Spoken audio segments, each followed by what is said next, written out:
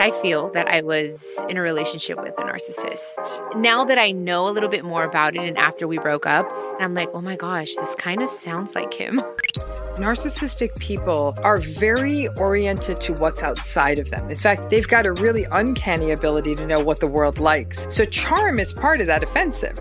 Are there some popular manipulation tactics that narcissists use? In an early phase of a romantic relationship, they're going to engage in something called love bombing. And this can look a lot of different ways. What up, y'all? Happy Monday, everyone. I'm really looking forward to today's conversation because we're going to talk about all things narcissism. We have a lot to talk about, so let's get into it. This is Chiquis and Chill.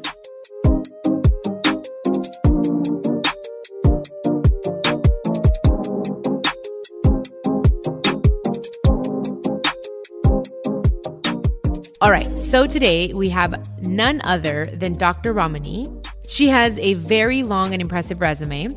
She's a clinical psychologist and a professor at Cal State Los Angeles, an author of several books, and she also hosts the podcast Navigating Narcissism. Oh my goodness, Doctor, how are you? I'm fine. Thank you so much for having me. Oh my God, of course. I'm excited. I'm excited to talk to you about this topic because I feel like it's a word that people use and just kind of throw around quite a bit now more than ever. I hadn't heard of this word until literally 10 years ago. And now I feel like I hear it everywhere. So I'm glad that you're on and you can really get down to what it really is so that we're not just throwing it around so freely. So tell us, let's start off with what is narcissism?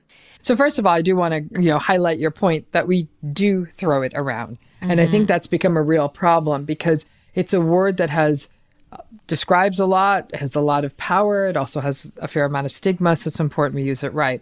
So narcissism is a personality style. It's not a disorder. It's not a diagnosis. It's a personality style. And this personality style is characterized by a person that has variable empathy. They're egocentric and selfish. They're entitled, grandiose, constantly seeking validation and admiration. They envy other people. They often can be quite controlling. They monopolize conversations. They take advantage of other people. They can be very manipulative. But really underneath all of that stuff I'm describing is really a deep insecurity. And so their lives are sort of lived forever in this kind of overcompensated kind of in this space. But they're not aware of that. It's not like they say, oh, hey, it's nice to meet you. I'm insecure, so I've got to do all this stuff to feel better about myself. It's not that. And if you were to ever suggest maybe you're doing this because you're insecure, they would rage at you. It's not fair to say a narcissistic person lacks empathy. They have, again, what I said, variable empathy. They know what it is. They know people like it. It's very performative. So they know if they behave empathically, that might get them validation. They'll use it to get what they want. They might use it early in a relationship. But frankly, once they've got what they need from you and your validation is no longer that interesting, then not so much empathy. And if they're having a good day, they feel safe, they feel supplied, more empathy. On a day they're having a bad day, not so much empathy. And that jumping all around means that it's not always bad with them. Narcissistic people are incredibly charming and charismatic and confident. So it's all this difficult stuff and this stuff that looks good, mix it up, and then that's why you get this really confusing personality style. Oh my goodness. And what made you interested in narcissists? It's funny the way I got into it. I started with my research when I was a university professor. I'm retired now from that. But as in the research I was doing, and then I was seeing it in my patients and my practice. But what was fascinating to me was two things. Here I'm doing this work on it. I'm like, this is a real problem. So I'm going to all the books. I'm like, how come nobody's talking about this? Is there something wrong with me? Am I missing something? And nobody would really talk about it in the field of mental health. I said, just my educating my clients is making a difference. And we were seeing in the research that it would have some really interesting effects on health and mental health. It was honestly only after doing that work that I realized that this was my thing. This had actually, okay, this is becoming more clear to me now. The stuff that had happened in my family, stuff that had happened in intimate relationships, stuff that had happened in friendships and in the workplace. Most of my life, I blamed myself. I didn't work hard enough. I didn't try hard enough. I'm not this enough. I'm not that enough. I was like, okay, sister, hold on. Maybe this wasn't you. And once I started breaking it down, because I had many very successful, happy friendships, relationships, family relationships, you name it. But this subset had a lot in common. Okay, I see. Because I feel that I was in a relationship with a narcissist. I mean, now that I know a little bit more about it, and after we broke up, I started, reading, and there were blogs and Instagram quotes and stuff like that. And I'm like, oh my gosh, this kind of sounds like him. And it was, I just always felt kind of like gaslit in a way. Like it was just, I'd say, hey, this hurt my feelings. Oh, well, maybe that's you. You're feeling insecure, or I just, you know what I mean? Like I just started seeing certain things. Yeah, that's not okay. And so even that sequence you just described there, you're sharing a feeling, maybe you're feeling insecure, all of that.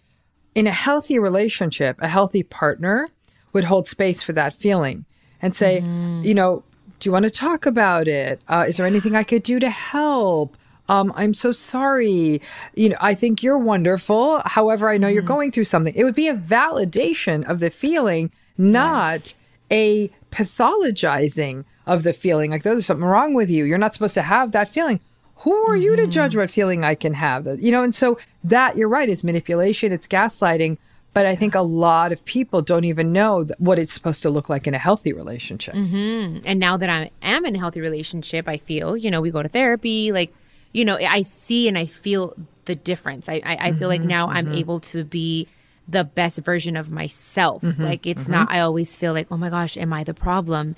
Am I causing him to get upset? It was always some way, somehow it would turn around and it was my fault, And it was just, that's why I'm like, okay, I'm so interested in this. And it's something, I actually had a question for you. Is this something that people are born with, or are you seeing it more now in the society that we live in with social media, or is this something that you develop?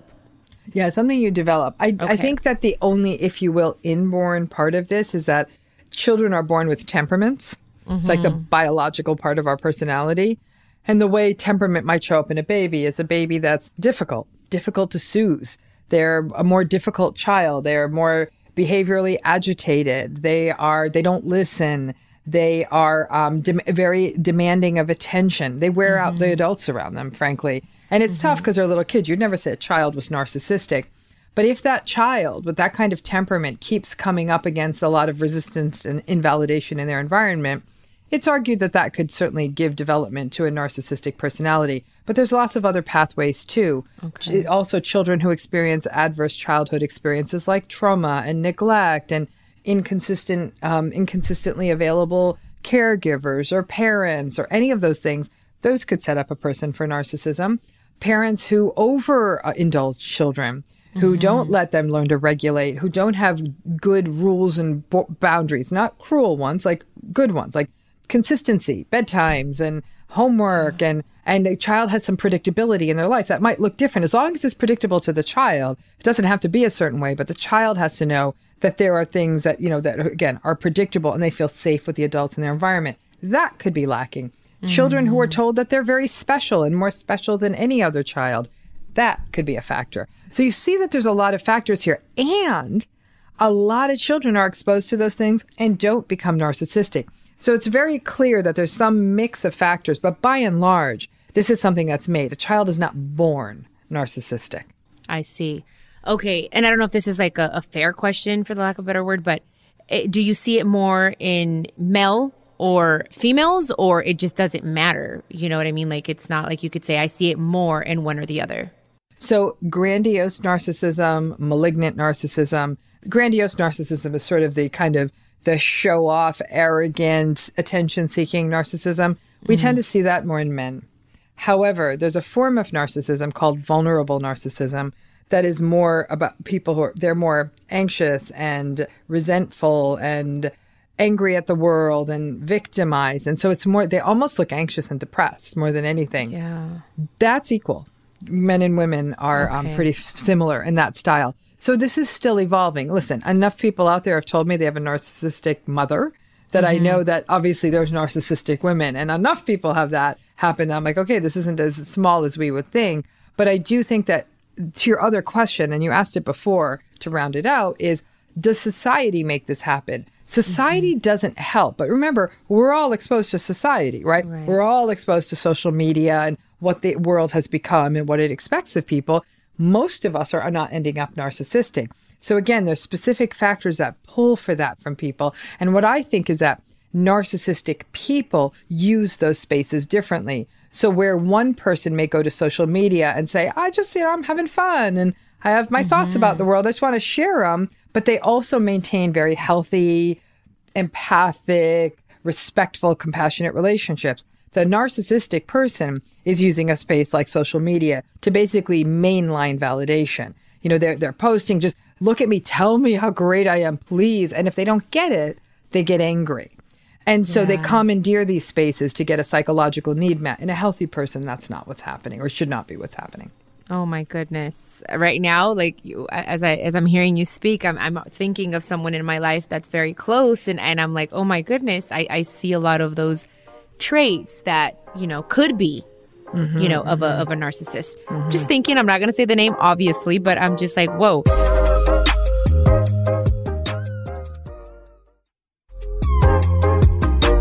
What makes a narcissistic person so charming? So the charm is, again, narcissistic people are very oriented to what's outside of them. In fact, they've got a really uncanny ability to know what the world likes, what the world wants, and what you need to do to get that kind of attention, right? So charm is part of that offensive, right? If I could be really smooth, and narcissistic people are also, by and large, not in all cases, but by and large, very extroverted too.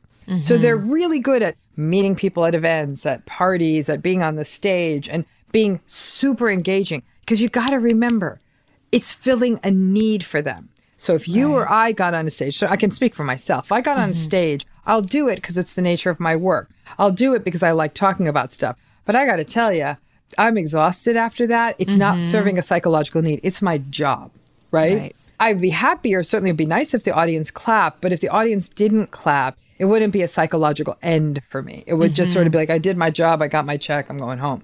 For a narcissistic person, that charm gets them the main thing they need, which is validation and admiration. And then they will, as relationships go on, they concern themselves more with power and control. So that charm serves the function of getting them that thing that they need more than anything else. Yeah, see, and that's a thing. They can be very controlling and very, in their relationships, or even with their employees or people around them. It's just, it makes them feel more powerful, I guess, is what I've seen. And they need that. Like you said, it's really filling a void.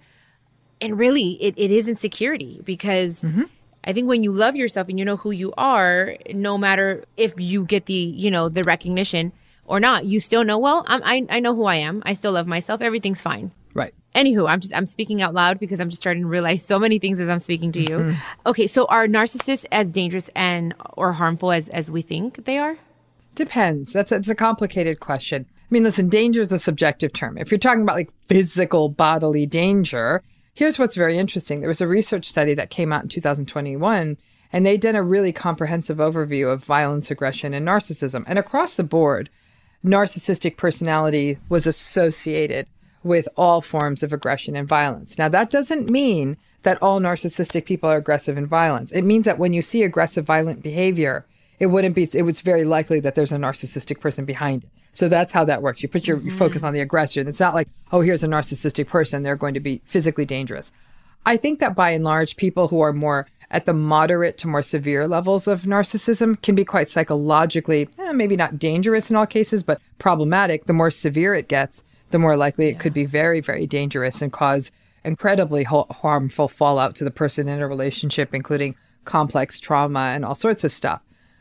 So what we see is there's different kinds of narcissism. Number one, narcissism is on a continuum from mild to severe. The more severe the narcissism, the more risk and more danger to a person in a relationship with this person or in proximity to them. There's also different kinds of narcissism. I was talking about grandiose narcissism, sort of the arrogant, pretentious, look at me narcissist, the vulnerable, more anxious, resentful narcissist. There's also the malignant narcissist, who is more exploitative, manipulative, callous, calculating, cold, they're more likely to be dangerous. They'll engage in things like coercive control, where they're constantly creating a sense of fear and threat, and they financially isolate people. There are communal narcissists who get their attention by doing what seem like good things in the world. They'll be very charitable. And look at me, I'm saving the puppies, I'm saving the elephants, I'm at a gala, I'm raising so much money. But it's really to get validation. And in fact, they'll treat individual people quite badly. And so, as we get into all these different forms of narcissism, it'll show up differently. When we're talking about danger, malignant narcissistic folks definitely are in that space. More severe narcissism, it's in that space. At the moderate level, these are not healthy relationships for us to be in. So, that word danger is a little bit sort of, it's a bit vague, but you know what I'm saying? That they're not good for us. These relationships aren't good for us. At the mild end of narcissism, right? What I always say that they're sort of emotionally stunted adolescents, right? Which is fine if you're an adolescent. It might even be fine in your 20s and early 30s. But there's a point when you wake up at 40 or 45 and you don't want to be picking up underwear off the floor. Like at 50, you should not be scrolling obsessively through an Instagram or a TikTok reel saying, I hope people like my video. Like, no, I mean, and doing that to the detriment of other responsibilities and people in your family and all of that. So there's they don't grow up. They're caught up in really superficial pursuits. They kind of walk around the world eternally as an adolescent. Is that dangerous? I don't know. Dangerous is the right word. But if you're in an adult relationship with someone like that, it'd be very frustrating. If this is your parent, they'll be very selfish and always put their needs first. It's not great for the other people around them, but most people sort of roll their eyes and sort of view them as sort of an irresponsible, perpetual teenager. And see, and for the listeners, I think what I would tell you guys is I've gotten to an age where it doesn't matter who the person is. If they're not giving me peace, if I feel like I'm constantly walking on eggshells, I just don't want to have those people around me, And I think that that's the question you guys have to ask. Like, how dangerous is it? Not where they're going to take your life, God forbid. But I'm saying, like, is it really tormenting you mentally, physically, and emotionally? That's a decision that you have to make. And now I feel like I can kind of tell this person has some narcissistic traits and I don't necessarily want that in my life. And you just, I think it's more of a personal decision. But yes, I mean, do you feel that narcissistic people can change? I mean, I'm a huge advocate of therapy. Do you think through therapy they can change? Not enough, probably, to make a significant difference for people in very close relationships to them. A lot of it has to do with where the narcissism started. Okay, so let's say you have a person whose narcissistic personality really does seem to trace back to a rather traumatic origin. Complex trauma in the family, abuse, something like that. That would be a person who would be a great candidate for trauma-informed therapy.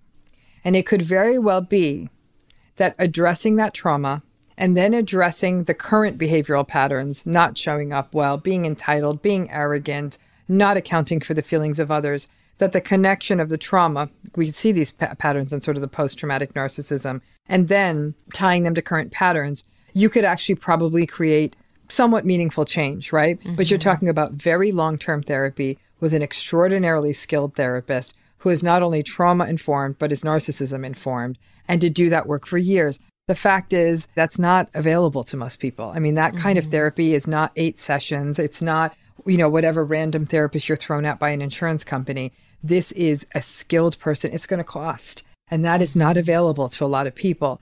Now, if you don't have that kind of origin, like this is sort of your spoiled child narcissism or something, I actually don't see much likelihood of change. And at the end of the day, here's what it comes down to.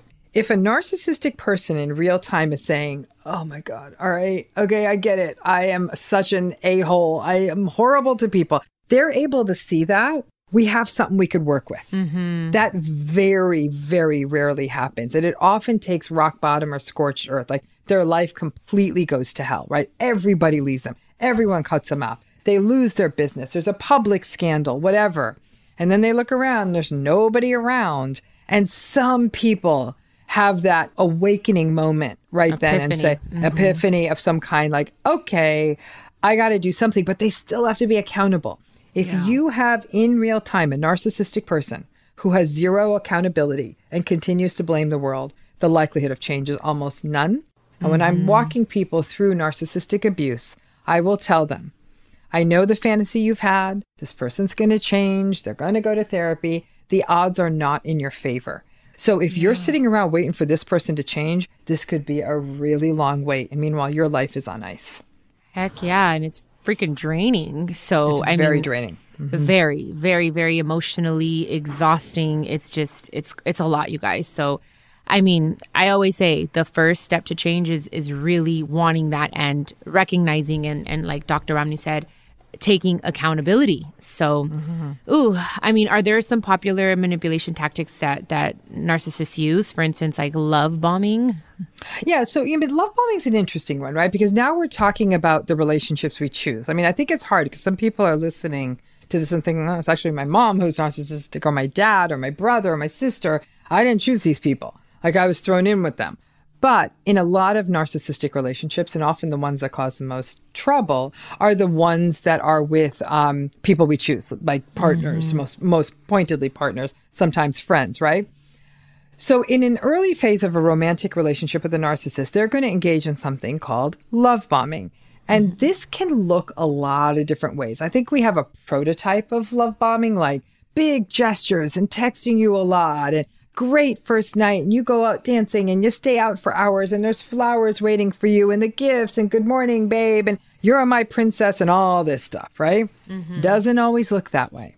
Sometimes love bombing could just be somebody who is paying a lot of attention to something that really, really matters to you. So you feel really seen. It could be somebody who tells you that no one's ever listened to my problems the way you do. You understand me like nobody's ever understood me before. And so now you feel really special. It's not like they're showing up with 5 dozen roses. It's that they're saying, you are so amazing because you get me so amazingly. And you feel really overwhelmed by it. And they want to spend all this time with you. There's often, not always, but there can often be a lot of time involved in love bombing. The other thing that starts happening in love bombing is that there's a lot of backing and forthing at this point. In a fair number of narcissistic relationships, they'll come in and then they'll pull out. And then they'll come in and then they'll pull out. And so it'll sort of be this, am I in this? Am I not? And that's where people start getting confused. Oh my Very, gosh, very much start getting confused. And so that back and forth also throws people off. But the entire phase is very confusing. And the thing that's happening during love bombing is it's almost like it's an indoctrination period.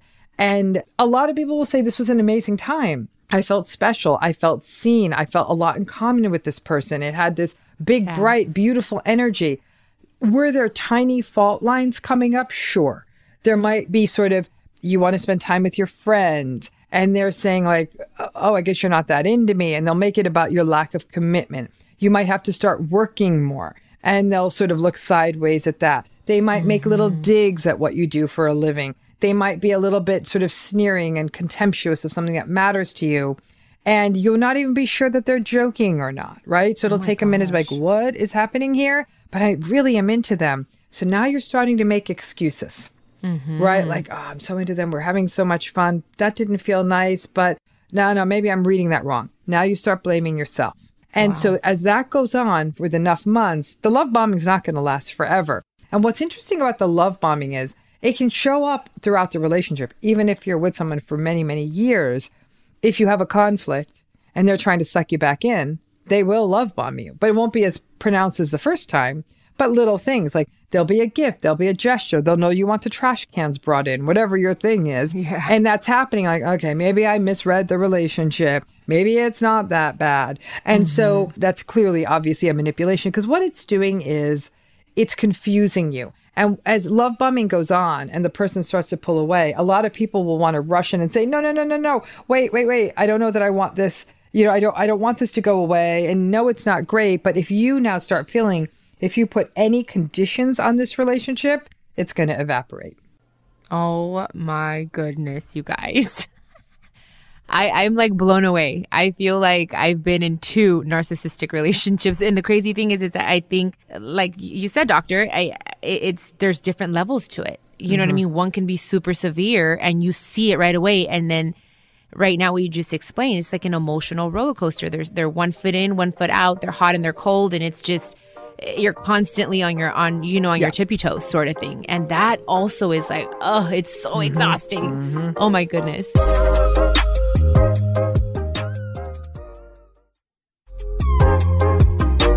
Who's vulnerable to being exploited and abused by a narcissist? Or like, is everyone equally vulnerable? Everyone's vulnerable, but everyone's not equally vulnerable, right? Okay. So it's not like this idea that some of us are completely immune. I think you could be immune if you don't fall for things like charm and charisma, but then not even that, because if they're not using the whole charm and charisma game, but making it like, wow, you're such a great listener, you know so much, that could be quite seductive. That's not necessarily charming and charismatic.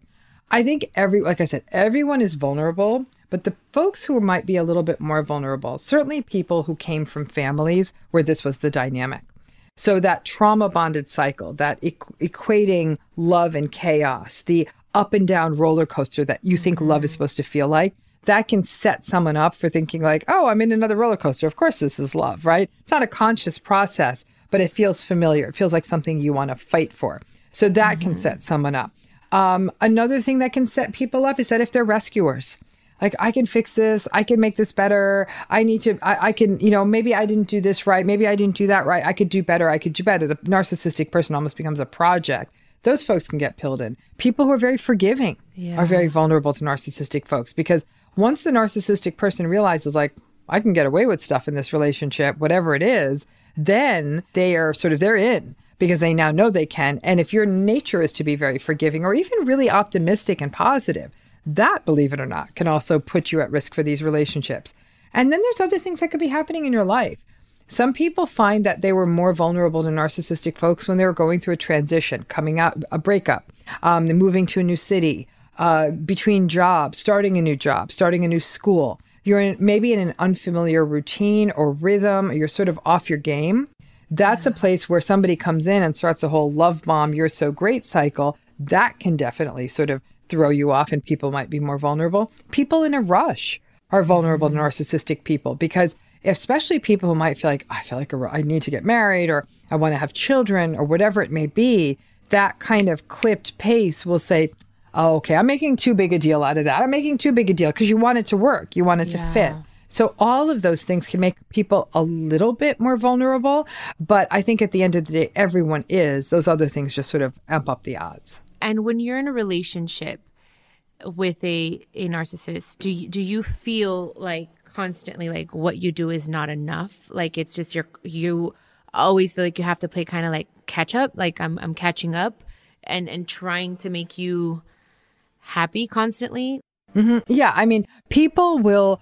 The thing with a narcissistic relationship, it will never be enough. The nature of the relationship style is they need so much validation. It's called narcissistic supply, that no one could ever provide enough to them. For healthy adults, they can generate their own supply. Like, I had a good day at work today, or what a beautiful day it is outside, or whatever it is, they're able to do that for themselves. So they're not looking to other people. We all love compliments. We all love getting a gift or something, but we don't sort of set our inner barometer by that. Narcissistic people do. So no one person could ever bring enough supply. And if you try to do that, you could actually exhaust yourself, because the narcissistic person becomes literally a full-time job. And that's what people will say. They say, I just gave my everything to this. I gave up everything in my life. I gave up my job. I gave up my friends. I did things on their schedule. I moved where they wanted. I ate the way they wanted. I looked the way they wanted.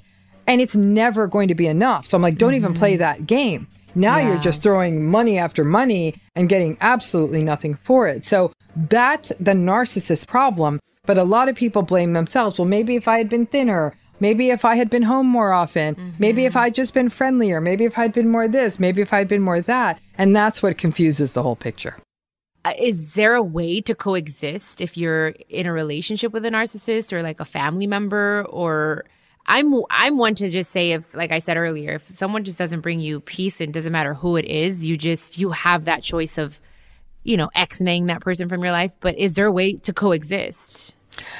I would say you got to start with realistic expectations and radical acceptance. This isn't going to change, right? So there's no version of this where they're going to listen better or think you're enough or be empathic or, or not be selfish. That's not a thing. So part of it is the shift to like, okay, this is it. This is as good as it gets. and recognizing the limitations of the relationship, right? And once you recognize the limitations of it, you're going to stop turning it for something that it's not. And that's hard. This is your spouse, if this is your long-term partner, this is a sibling, if this is one of your best friends, it's really hard to do that, because then a lot of people will say, this isn't even a relationship. I'm like, well, that's your conversation to have. I'm telling you, this is what it is. And so I think that when you recognize you could have a very limited relationship with them, you really can't get into stuff with them. They're often baiting you and looking for a fight. That's not good for you. See, I always say it's almost like you just got to keep the topics neutral. You know, when somebody once said to me, it's like sports, news, and weather. You can't even talk about the news anymore. So you're kind of left with weather.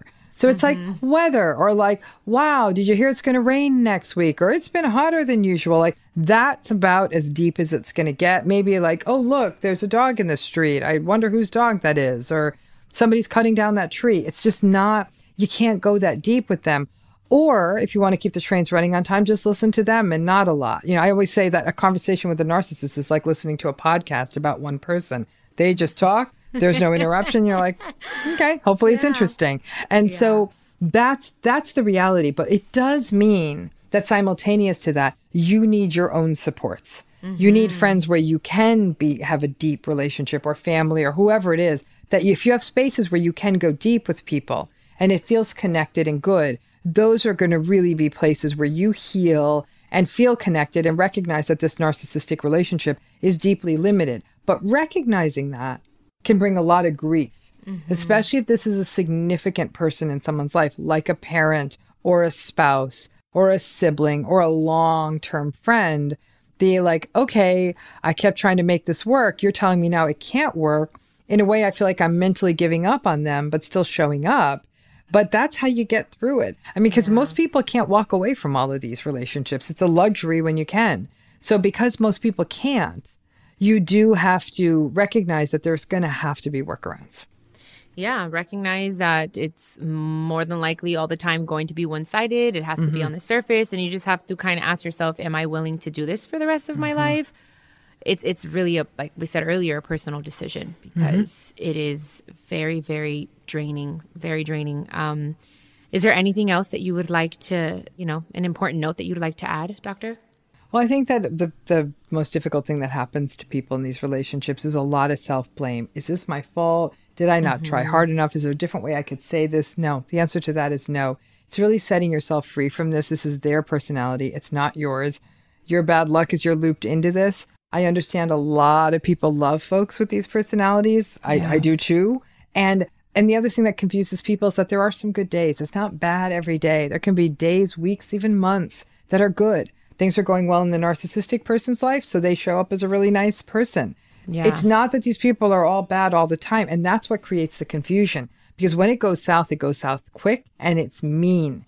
And it's not, and then they might come back again. But what they'll never do is take accountability or apologize. We all have bad days. And we all have days we don't always say the best thing. But a healthy person will say, that was not okay. I am very sorry. I mean, I have my excuses, but at the end of the day, I did not treat you well. I am sorry. And they take responsibility. And then they don't do it again. And it's all understandable. But with a narcissistic person, there'll never be that accountability, which is why a lot of people blame themselves. And these relationships can really do a number on people. So healing is a real thing. And whether that's through therapy or other support groups, or just doing your own work on you, it is, but it's above all else, recognizing these personalities rarely change significantly enough to make a difference for you. So it's really going to be about sort of shifting your expectations and fostering other parts of your life. Wow. Thank you so much, Dr. Ramani. Honestly, I enjoyed this conversation very much. I learned a lot, and I know that my listeners did as well. I think we've all encountered one at least once in our life. And if you haven't, now you can listen to the pod and just kind of recognize it. Is there anywhere else? I mean, you have your podcast, right? Navigating Narcissism. Is there anywhere else that they can find you, my listeners, so they can hear a little bit more about narcissism? Yeah, so definitely come. Also, come to the podcast, Navigating Narcissism.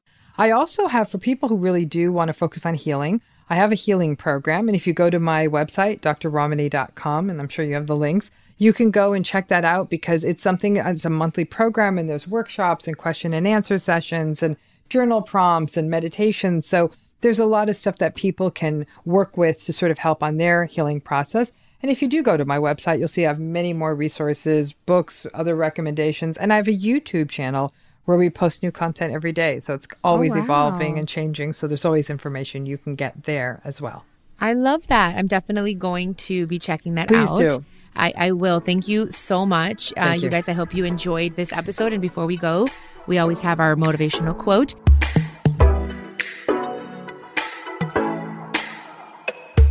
So the quote for today is, if you are a giver and you have a big heart, to be truly happy, you must learn when to let go. Naturally, you're going to care when you shouldn't. You're going to stay longer than you should. And you're going to give when you have nothing. Know when to stop and let things be.